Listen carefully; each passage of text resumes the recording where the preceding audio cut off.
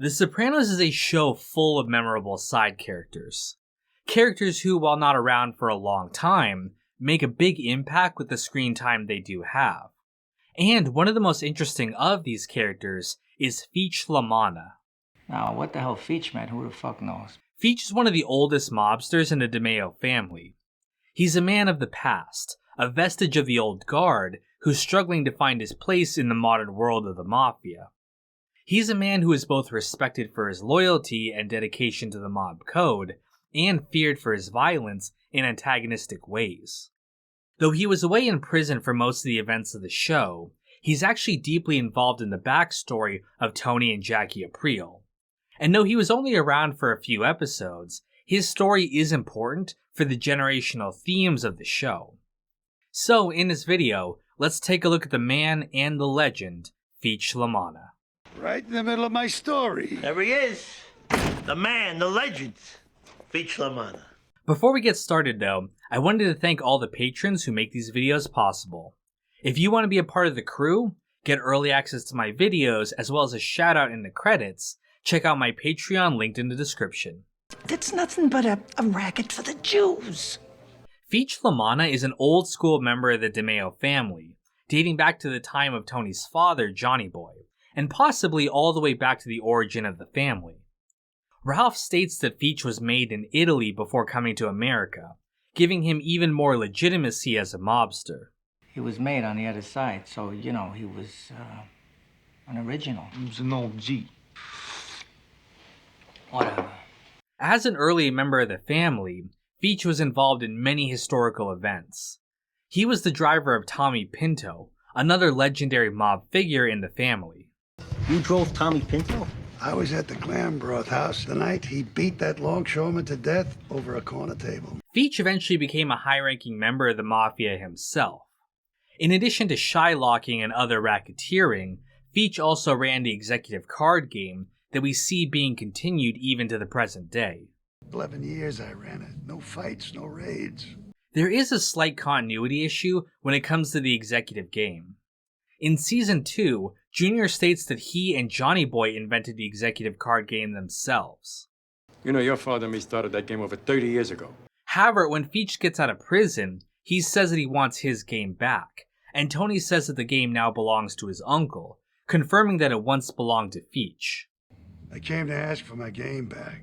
It's my uncle's game now, Feech. Yeah, right, your uncle's. It's possible that Junior and Johnny started the game, but that Feech took ownership of it as a captain. This might imply that Junior and Johnny were underneath Feech at one point, but we just don't know. Either way, this game would be an important part of Tony's backstory. It's revealed that when they were young, Tony and Jackie Aprile Sr. robbed the card game. Though this was a clear act of disrespect against Feech, Tony's father and Jackie's older brother Richie were able to get them off with a pass. When you and my kid brother stuck up Feech LaManna's card game, Feech was made before the electric light. If it wasn't for me, you two kids would have caught a vicious beating, to say the least. This action demonstrated that Tony and Jackie were rising stars in the family, who had to be respected, and within a few years, they were both made.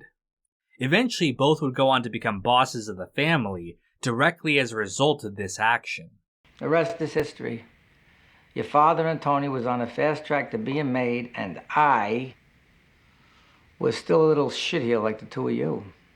It's likely that Feech harbored resentment against Tony because of this act, but he wasn't around to challenge him.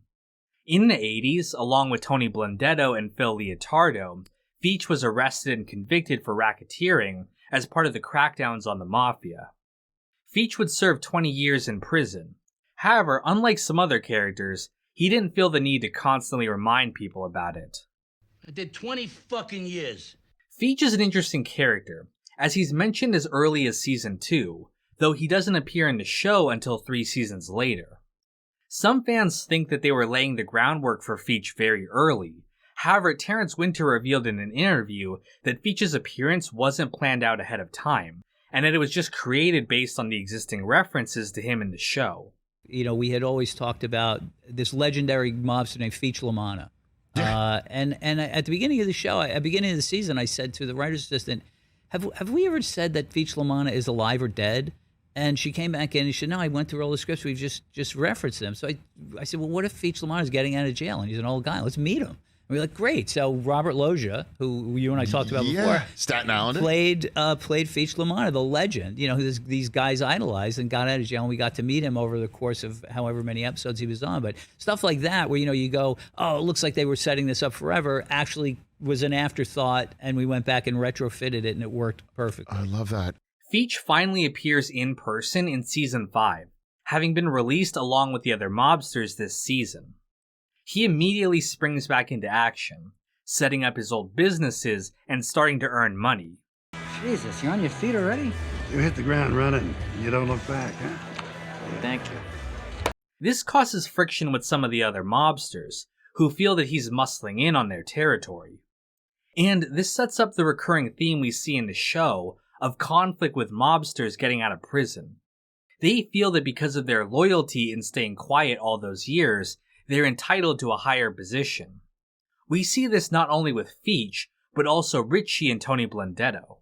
You've been away 20 fucking years. Which entitles me to earn. Which entitles you to shit. In my book, you get points for staying out of the can. Good thing for me, then, that your book don't mean ugots to me. And that definitely seems fair, given the time that they served protecting the family and their oath. However, this creates conflict with the mobsters who took their territory since then and don't want to give it up. It highlights the selfishness of the mob world, how despite all their talk of being a family, at the end of the day everyone's out for themselves. Fuck family, fuck loyalty. It costs them a dime, you're a fucking pariah. However, the problem with Feech goes beyond just the money issues. He also has a problem with Tony as the boss. Before Feech went away, Tony was just a young kid. Even setting aside the poker game, it's hard for Feech to respect Tony as his superior given his age. He constantly belittles him, referring to him as the boy king and such. Gotta remember, Tony, I still think he is a kid. We saw the same thing happen with Richie Aprile. And due to the lessons that Tony learned in his conflict with Richie, he decides to get rid of Feech before he inevitably makes a move against him. He has Christopher and Benny set him up with stolen goods, and Feech is then busted and sent back to prison, where he will stay for the rest of his life. Fun fact, the parole officer who busts Feech, Jimmy Curran, is confirmed to be corrupt and working for the DeMeo family in a later episode. If your parole officer's a problem, give our guy Jimmy Curran a call. He's a supervisor. Some fans think that Feech was originally meant to have been around longer, but was written off the show because the actor Robert Loggia had trouble remembering the dialogue. However, according to Alan Sepinwall, famous TV critic and friend of David Chase, Feech was always intended to be written off for thematic reasons. Feech's role in the story is twofold. One was to show how Tony had evolved from his conflict with Richie Aprile, and learn how to deal with old-timers. Though Feech was set up to be another potential antagonist, Tony took him out before he became a serious problem. Did I learn nothing from Richie Aprile? Huh? Nip it in the bud. But another reason was to show the generational conflict that prison creates. Mobsters at the top of their game get sent away, and return to a world that has moved past them.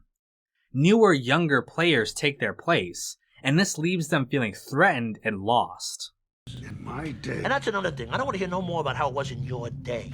You just keep your antidotes to local color, like Dynaflows or McGuire sisters or shit like that. Otherwise, shut the fuck up! Feech's end is certainly a tragic one. Despite his disrespect of Tony, Feech was still a long-standing member of the family who had well earned his place. His refusal to kowtow to Tony is what ultimately led to his fate, one he arguably doesn't deserve. He's going to die alone in prison, his years of loyalty and silence ultimately meaningless in the face of an organization that only cares about tomorrow's profit. Tony often complains about the state of the mafia and how almost everyone turns into an informant. But it's hard to justify loyalty when this is the reward. He may have challenged Tony's authority at times, but at least he never betrayed his oath. If the mob focused more on people like Feech instead of just who was the best earner, maybe the organization wouldn't be in the state that it is today. Poor fucking Feach Lamanna. Tony sent the wrong ex-con back to jail. You don't work these patrons no more. Obst Racing Media, Daz J. Kit, Sam Cedarland, Celery Man, Jenna Marie Johnson, Brad Smith Studios, Uncle Mike, Matt Joyce, Countess von Zarevich, and Luke P.